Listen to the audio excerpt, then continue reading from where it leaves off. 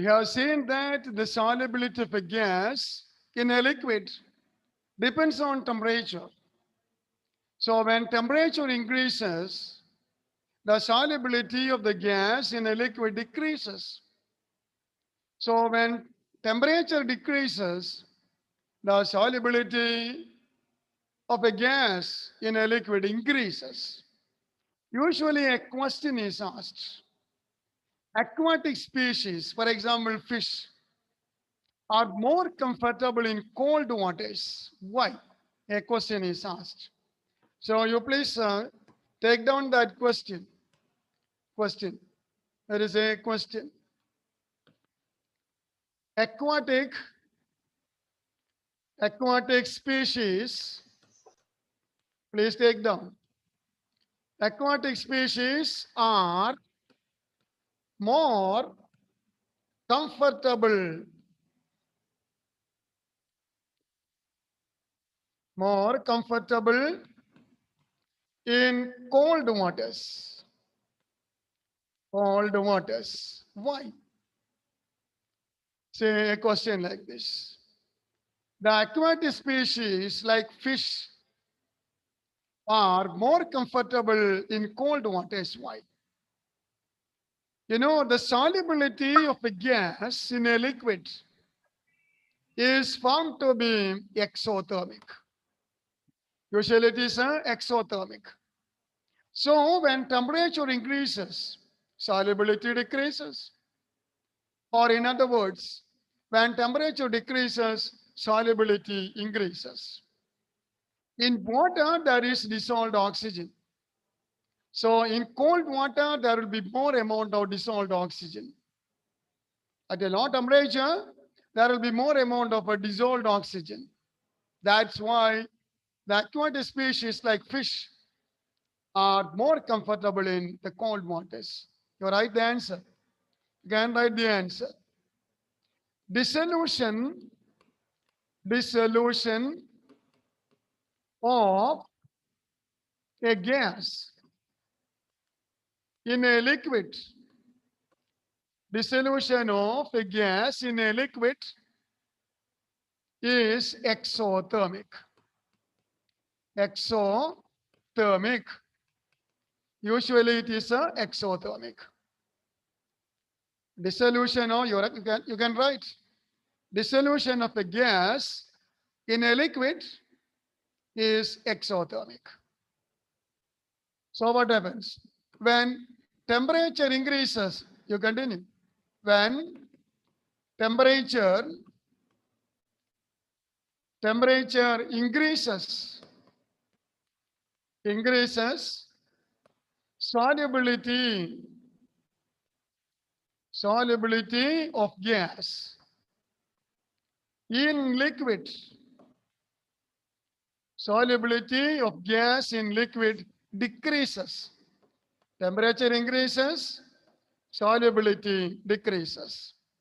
That is the general observation. So you think in the reverse manner. That is, when temperature decreases, solubility increases. And in water, there is dissolved oxygen. And fishes and aquatic species depend on dissolved oxygen. So next para you can write. As the next para you write. Right. In cold waters, in cold waters, cold waters, there is more dissolved oxygen. Dissolved, more dissolved oxygen. Dissolved oxygen.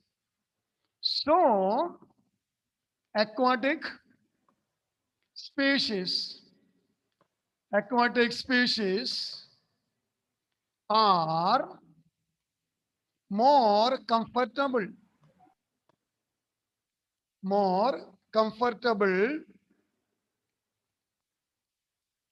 in cold waters. Cold waters.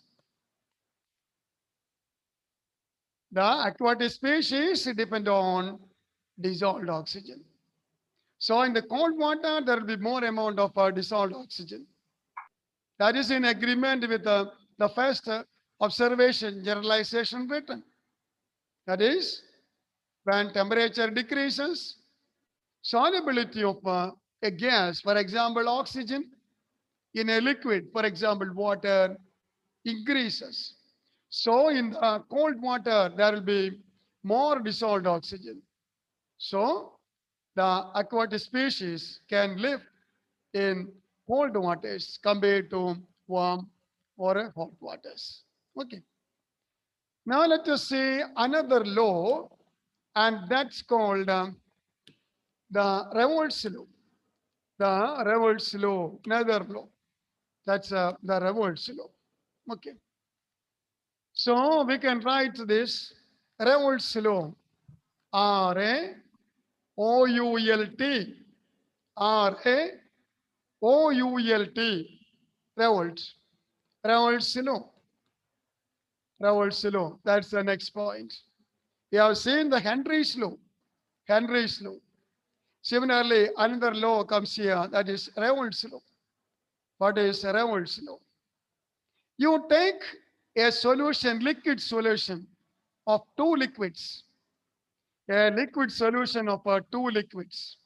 See, liquid one and liquid two, liquid two. You may call liquid one A and liquid two B. We have two liquids. Say, for example, say benzene and toluene, or alcohol plus water, acetone plus chloroform. All these are examples for this type of a liquid solution. Say benzene, benzene plus toluene. Toluene. Benzene is a liquid. Toluene is also another liquid. Similarly, we can have alcohol, ethanol plus water, ethanol plus water. Or we can have chloroform, that's a liquid. Chloroform plus acetone. Acetone is also a liquid. And all these are liquid solutions consisting of two liquids. Now, the two liquids are volatile. These two liquids, both the liquids are volatile. So these are volatile. Both are volatile. That means both can be converted into the vapor state. Both are volatile. Both are transformed into, converted into the vapor state. That is volatility.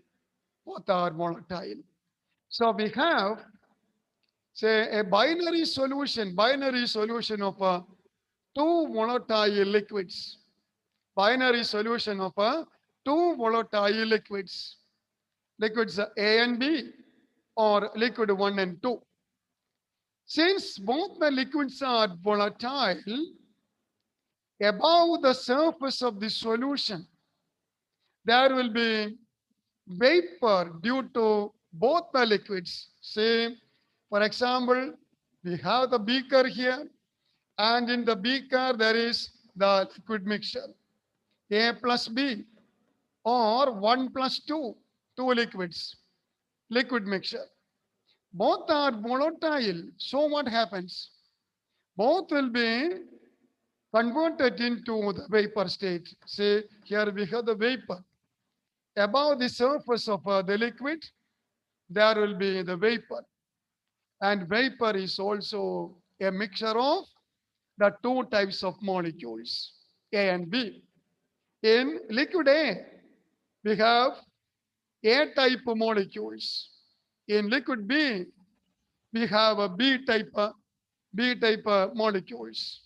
So there are two types of liquids.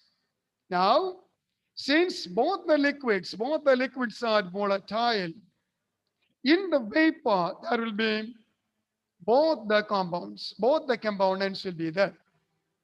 You know, the pressure due to the vapor That's called vapor pressure. Pressure that you have studied in the +1 class.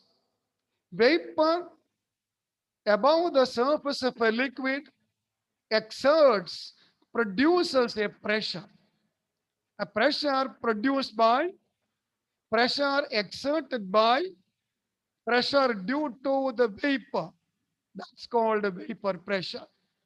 Here, in the vapor, there will be both type of molecules. So vapor is also a mixture of two components, two types of molecules. The pressure due to each vapor, that's called the partial vapor pressure. The pressure due to each vapor is called the partial vapor pressure. For example, pressure due to component 1, that is equal to P1. So that is the partial vapor pressure of a component 1. Similarly, partial vapor pressure of a component 2, that is equal to P2. Or we can write PA and PB. Instead of 1 and 2, we can write PA and PB. Whatever notation that is left to you. For example, you take 1 and 2. Partial vapor pressure due to the component 1, that is equal to P1. Partial vapor pressure due to component 2, that is equal to P2. Now the total vapor pressure, that is a PT, P total vapor pressure is equal to P1 plus P2. That is the total vapor pressure. I shall repeat. I shall repeat. Say, you consider a binary liquid mixture of two volatile components, 1 and 2. Since both the components are volatile, in the vapor, there will be both the compounds, both the components. So vapor is also a mixture. The liquid is a mixture. The vapor is also a mixture of two components. The pressure due to each vapor, that's called the partial vapor pressure of the given component.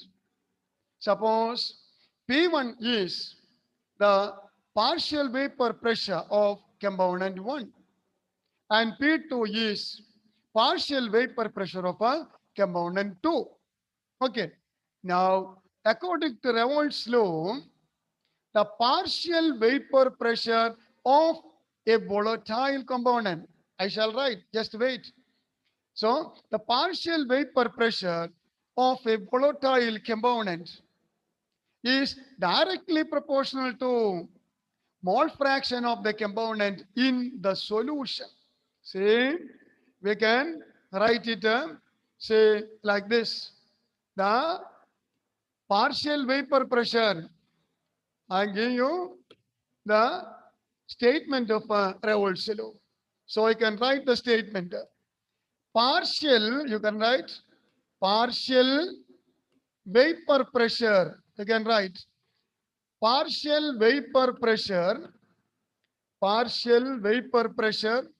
of a volatile component. Volatile component of a volatile component is directly proportional to directly proportional to mole fraction of the component. Mole fraction of the components, mole fraction of the component in the solution. So we have a solution consisting of two volatile liquids, 1 and 2, or A and B. According to Revolt's law, partial vapor pressure of a component, volatile component, is directly proportional to mole fraction of the component in the solution.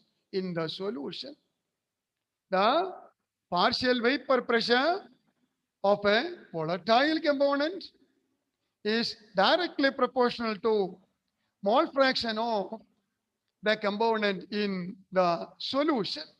Okay. Now let us see the mathematical form of a Raoult's law. Okay. For that, let P1 and P2 are the partial vapor pressures. If it is so, P1 is proportional to mole fraction of the component 1. It is X1.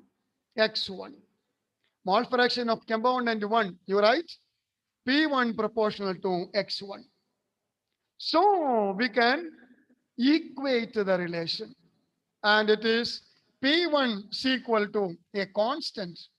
The constant is P10 into P10 into X1.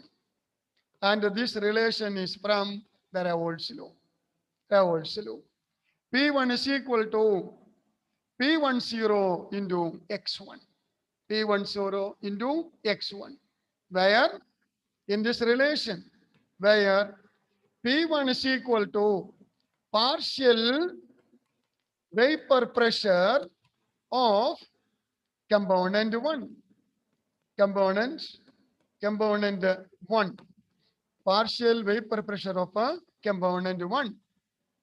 And P10, that is vapor pressure due to the pure component 1.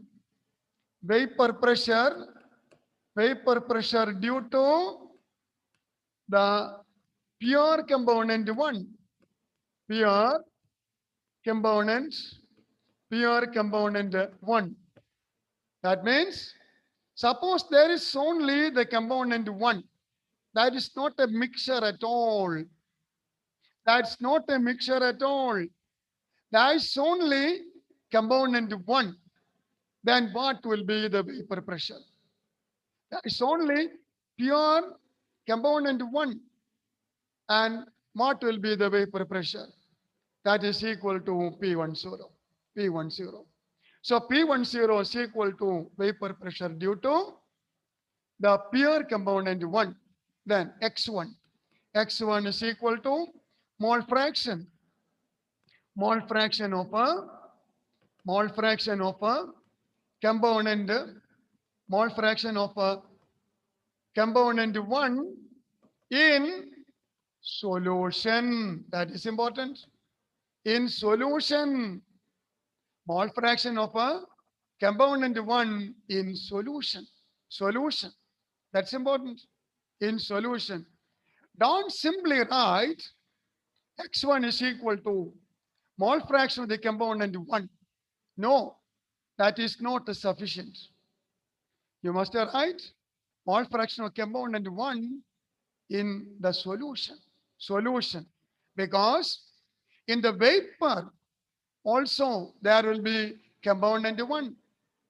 There will be different amounts of component 1 and 2.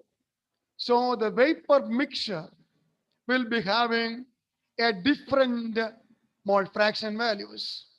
Mole fraction values. So here X1 is the mole fraction of the component, the mole fraction of the component 1 in the solution. Okay. Now similarly, we can write P2, that is partial vapor pressure of a component 2. That is equal to mole fraction of a component 2 in the solution. You write P2 proportional to X2. X2. Mole fraction of component 2, X2. Or we can write P2 is equal to a constant. Constant is P20 into X2. P20 into X2. This is also from the Raoult's law. P1 and P2, the partial vapor pressures. Right? Where P2 is equal to partial vapor pressure. Partial vapor pressure of component 1.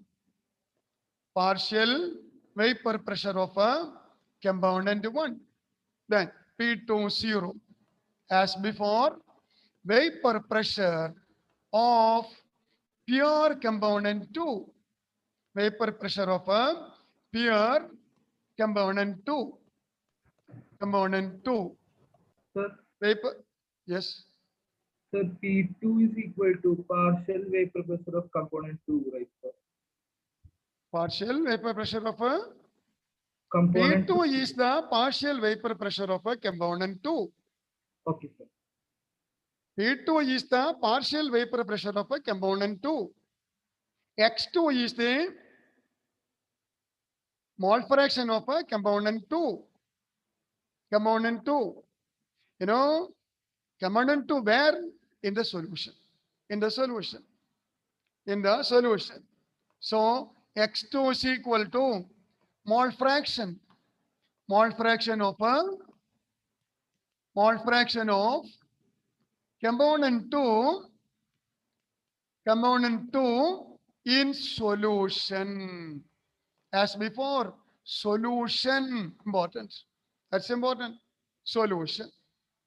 So we have two liquids, sorry, two liquids, 1 and 2. We have two partial vapor pressures, P1 and P2. We have two vapor pressures, P10 and P20. And the mole fractions in solution, X1 and X2. According to Raoult's law, partial vapor pressure, see here, this one, partial vapor pressure of a volatile component is directly proportional to mole fraction of the component in the solution, P1 proportional to X1. Where P1 is written it is there, P1 is equal to partial vapor pressure of a component 1. X1, mole fraction of a component 1 in the solution. So we get P1 proportional to X1. P1 proportional to X1. Is it clear now? Now we are going to equate that. Equate. So we need a proportionality constant. And the proportionality constant in this case is P10. So we can write P1 is equal to P10 into X1, where P10 is vapor pressure due to pure component 1. That means if there is only component 1, what will be? It's not a solution. It's not a mixture. There is only pure 1, pure component 1, pure component A. So that is the value P10. Similarly, second component, partial vapor pressure, the second component P2, it's a mole fraction in the solution X2. So according to Reynolds law, P2 proportional to X2. P2 proportional to X2. And then equality. P2 is equal to P20 into X2, where P20 is vapor pressure due to, it is not a partial vapor pressure. You should not write partial vapor pressure. It is vapor pressure of a pure component 2. That means there is only the component 2. There is no component 1. Only component 1. Say only water. What will be the vapor pressure? Only alcohol. What will be the vapor pressure? At the same temperature. At the same temperature. That's important. Same temperature. What will be the vapor pressure of a pure water? What will be the vapor pressure of a pure alcohol? What will be the vapor pressure of a pure acetone? What will be the vapor pressure of a pure, say, chloroform? Say like that.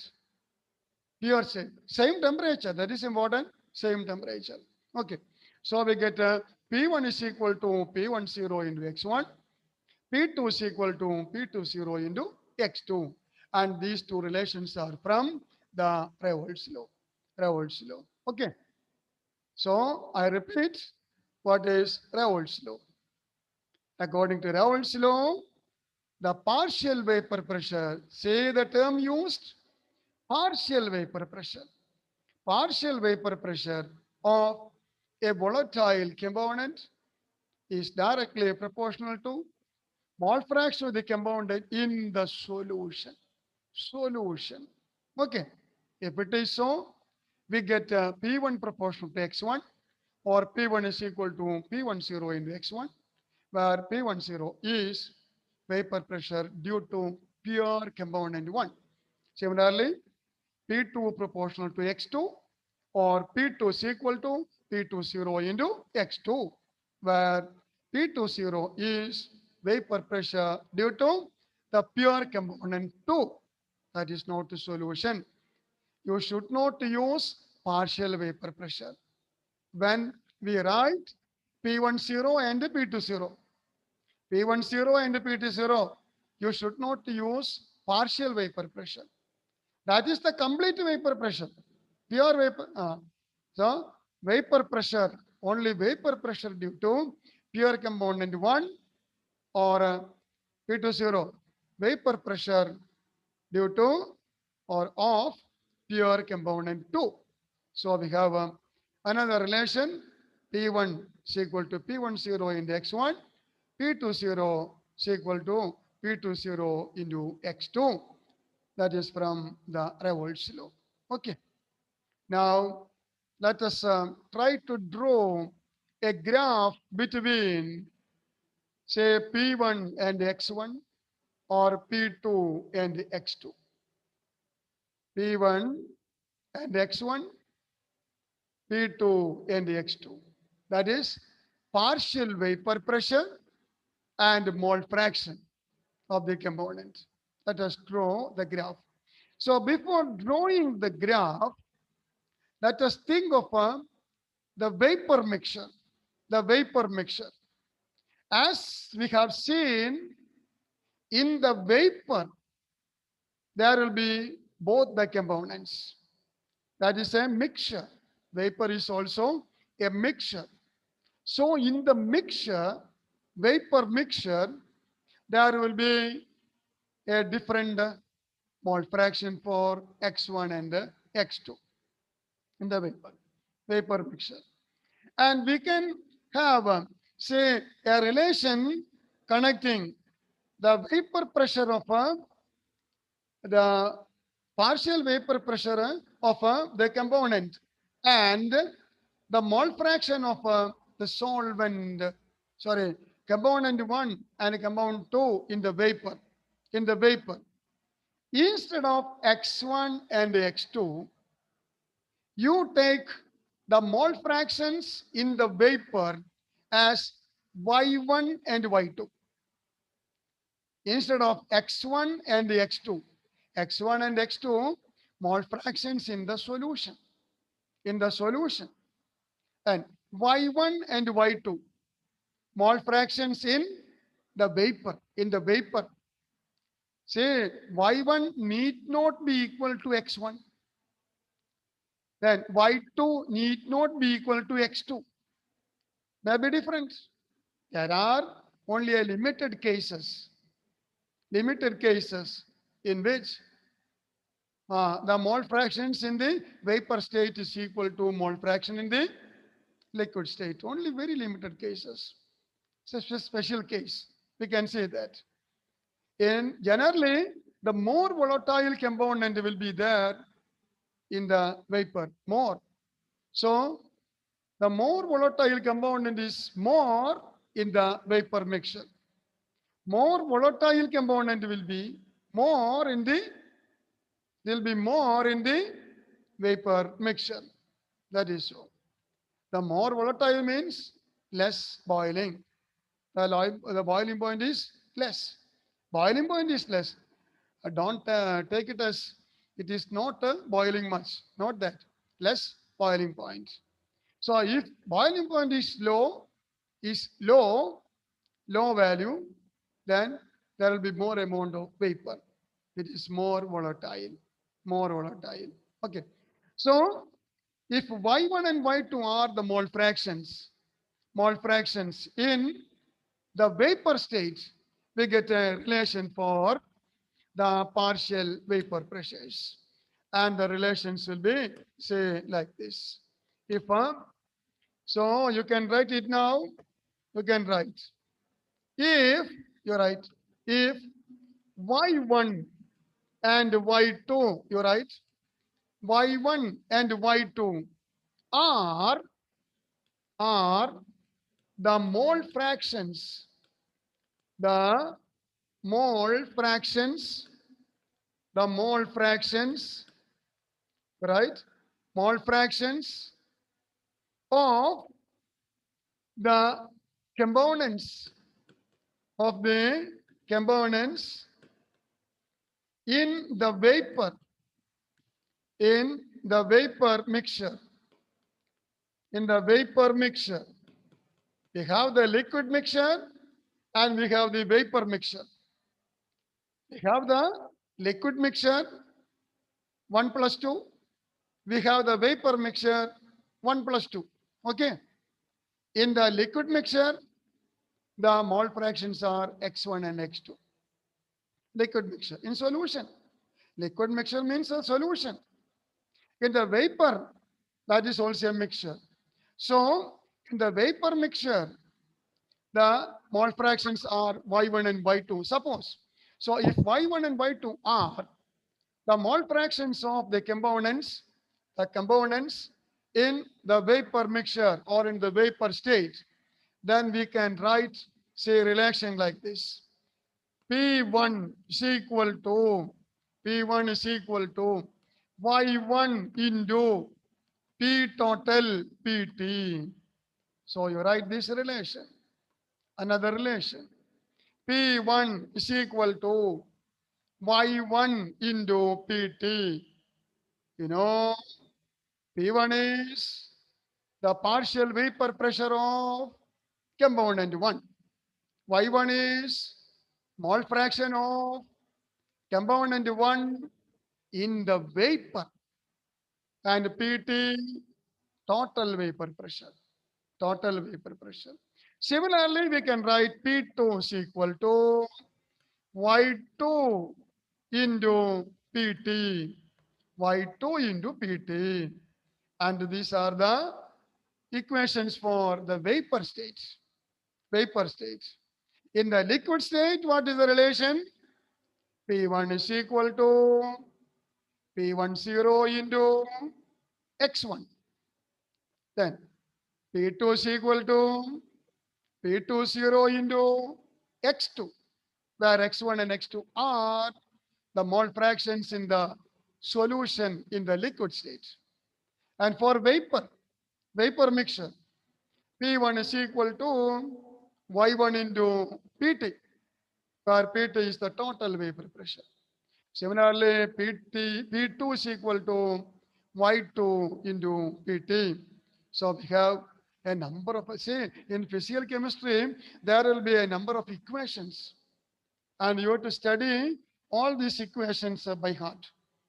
You must study all these equations by heart. There is no other alternative. You study all these equations. In the present chapter, do you remember the equations we have seen? We have seen various equations for molarity, molality, and mole fraction. Then, equation for number of moles, mass in gram by molar mass. Okay. Then, partial vapor pressure P1 and the Henry's law. Henry's law. From the Henry's law, partial vapor pressure of a gas P is equal to KH into X. You can call it as X2, whatever it is, X, where P, that is the vapor pressure of, partial vapor pressure of the gas, KH, that is Henry's law constant, and X, mole fraction of the gas in the solution. in the solution, that is Henry's law. Now we have the Raoult's law. And in the Raoult's law equation, y1 is equal to, sorry, p1 is equal to p10 into x1, p2 is equal to p20 into x2. Then in the vapor state, p1 is equal to y1 into pt, p total, p total. P2 is equal to y2 into p total, where y2, that is mole fraction in the vapor state, y1 mole fraction in the vapor state, and the former equations x1 and x2 mole fractions in the solution in the liquid state. Here y1, y2, they are mole fractions. But in the vapor state. Okay. Now, let us go to the graphical representation of the Raoult's law. The graphical representation of Raoult's law. Let us see what will be the nature of the graph obtained.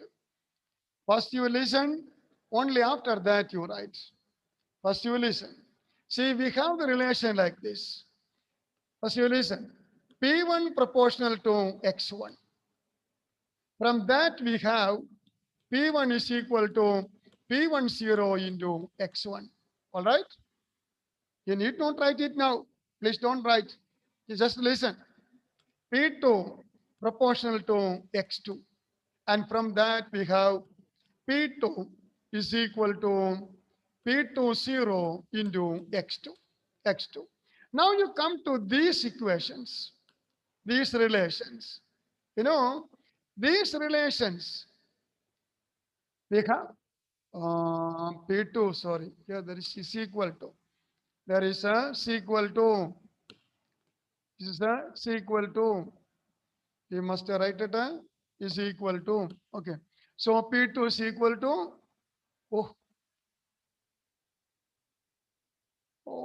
What is written? That is correct. What is written is correct there. That is Proportional. proportional. That is proportional only. That is proportional. It is correct. So proportional P2, proportional to X2. No doubt. You take these two relations. Oh, no. These two relations. P1 is equal to P10. Please don't write anything now. Just listen. P1 is equal to P10 into X1. P2 is equal to P20 into X2. Okay. Take those two relations.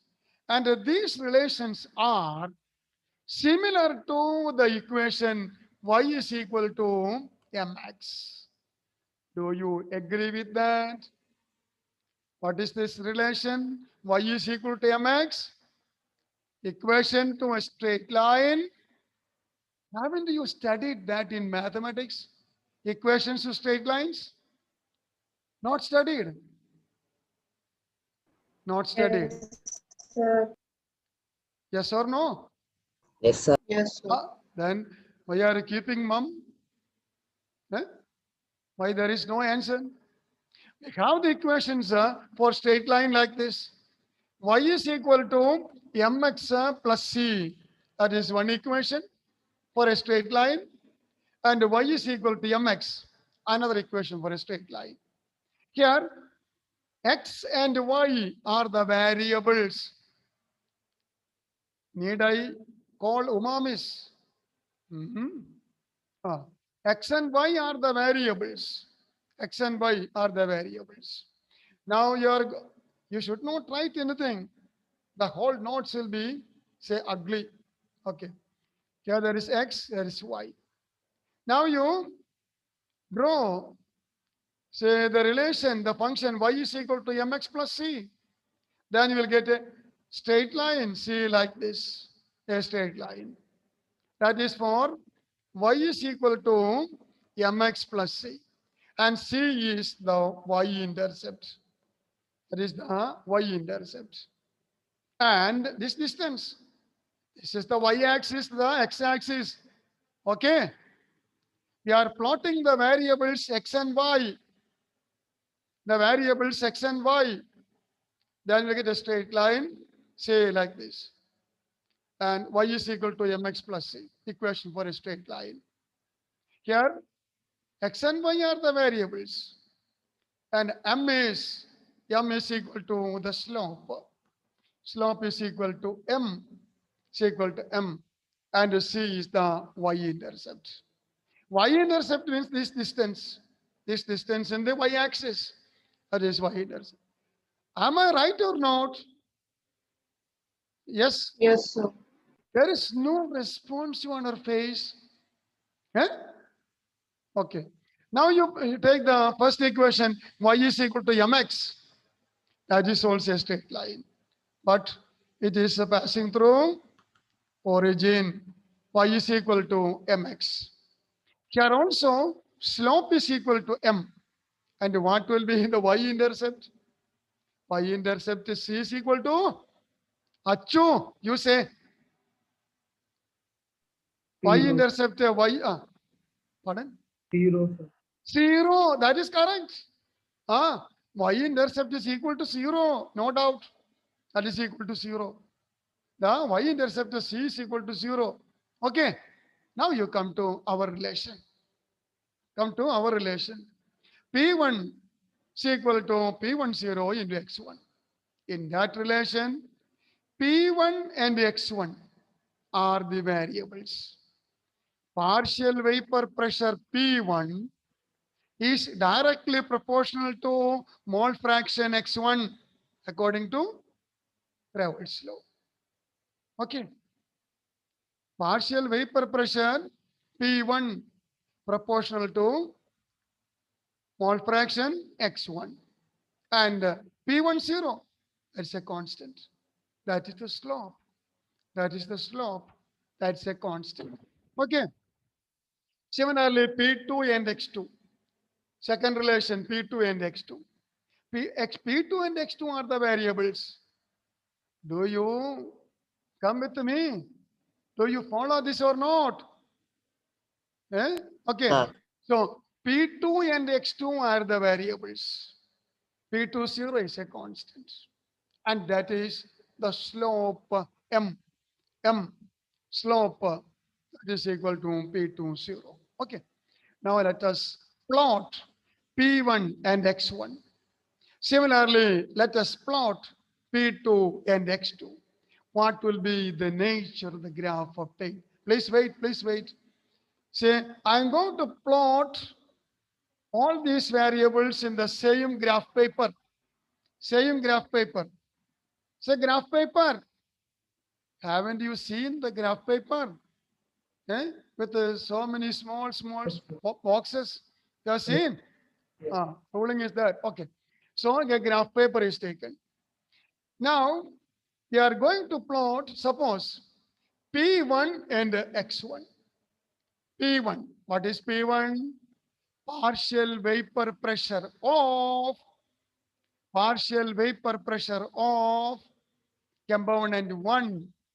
X1. Partial vapor pressure of the component, mole fraction of the component 1. Suppose you start from here. That is x1 is equal to 0. X1 is equal to 0. What is the meaning of that? There is no component 1. That is not a solution. There is no component 1. If x1 is equal to, that is a mole fraction. If x1 is equal to 0, what will be the vapor pressure P1? You look at the relation. P1 proportional to x1. P1 directly proportional to x1. If x1 is equal to 0, then P1 is equal to 0. If x1 increases, suppose x1 is increasing, x1 is equal to 0.25, x1 is equal to 0.5, x1 is equal to 0.75, increasing. X1 is equal to 1. Do you remember this relation? X1 plus X2 is equal to 1. Remember that? The total is equal to 1. Okay. So we are starting from X1 is equal to 0. Then P1 is equal to 0. You just understand this. Only after that you write. Don't do the things mechanically. Don't do it mechanically. We have the relation P1 is equal to P10 into X1. Now we are going to plot P1 against X1. Yeah, starting from the right end of the graph paper. We are starting from the right end of the graph paper. Okay. And at this corner, let X1 is equal to 0. Then Y1 is equal to 0. Now, X1 is increasing. Then what will happen to Y1? Achu? X1 is increasing. What will happen to Y1? Directly proportional, it is there. Sir, increasing. In, Increases. increasing, yes, increasing. So, if you plot X1 against Y1, you will get a graph like this, a straight line. X1 increases, Y1 increases. X1, say at here, X1 is equal to 1. Is it not? We are plotting it in the same graph paper, same graph paper. So X1 is equal to 1, then Y1 is equal to 0. When X1 increases, X1 becomes 0.25, 0.5, 0.75, and ultimately X1 is equal to 1. That means pure component 1. Pure component 1. If there is pure component 1, what will be P1? That is equal to P10. That is equal to P10. If there is only component 1, then the vapor pressure is equal to P10. So when X1 is equal to 1, X1 is equal to 1, the vapor pressure will be equal to P10. So this is a P10. Do you follow this? Do you follow this? Is it clear to you? And this is the graph for which one? This is for a P1. It is a graph for a P1. P1 is plotted against X1. All of you, please, Emmanuel, Krishna, Yes, sir. you follow this. Yes, sir. Drawing the graph, you follow this. Okay. We are going to plot X1 and Y1. Sorry, X1 and X2, P1 and P2 on the same graph paper. Same graph paper. Suppose we are going to plot X1 and P1. X1 and P1. You start from X1 is equal to 0. Small fraction is equal to 0. വേറെ ഒന്നുകൂടി പറയട്ടെ നിങ്ങൾക്ക് മനസ്സിലായോ X1 is equal to say 0. അപ്പോൾ X2 is equal to എത്രയായിരിക്കും Emmanuel? X1 is equal to 0. X2 എത്രയായിരിക്കും? What is the value? The X1 plus X2 is equal to 1. X1 1, sir. plus X2 is equal to 1. Okay. Eh? If Yes, sir. X1 is equal to 0, what is X2? 1, sir. X1, listen. X1 plus X2 is equal to 1. Agreed? X1 is equal to 0. Then what is X2? You write it there, try. Yes. Correct. Then X2 is equal to 1. What is the meaning of that? We are taking pure component 2. Mole fraction of component 2 is equal to 1. That means pure component. Now, another combination. X1 is equal to 0.25. Then what will be X2? The mixture, solution. We are going to make the solution. Now we are going to make the solution. Then X1 is equal to 25.